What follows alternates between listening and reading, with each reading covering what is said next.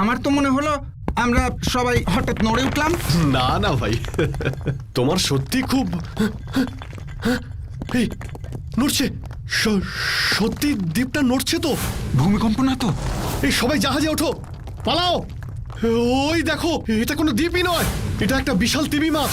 আমরা ওর পিঠের উপরে বসে আছি। পালাও পালাও।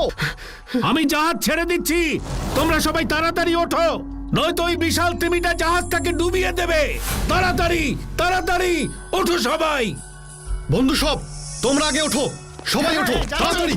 আমি যাচ্ছি, চলো। তুমিও এসো সিন্দবাদ, আমি গেলাম। হ্যাঁ আমিও যাচ্ছি, তোমরা আগে গিয়ে জাহাজে ওঠো।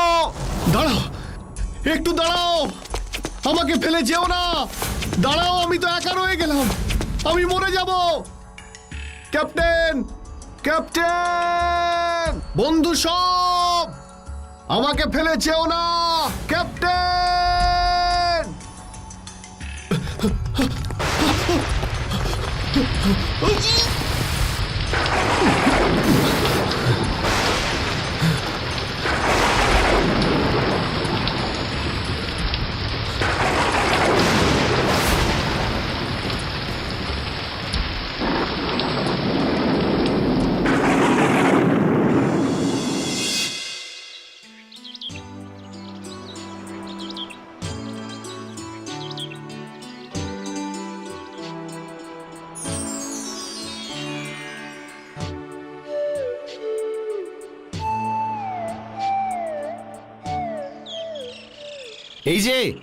এই যে শুনছেন, দাঁড়ান দাঁড়ান বলছি, দাঁড়ান।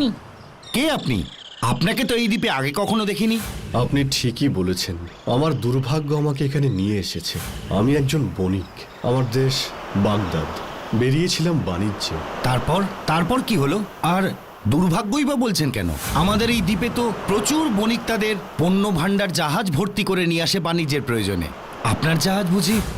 না, আমার জাহাজ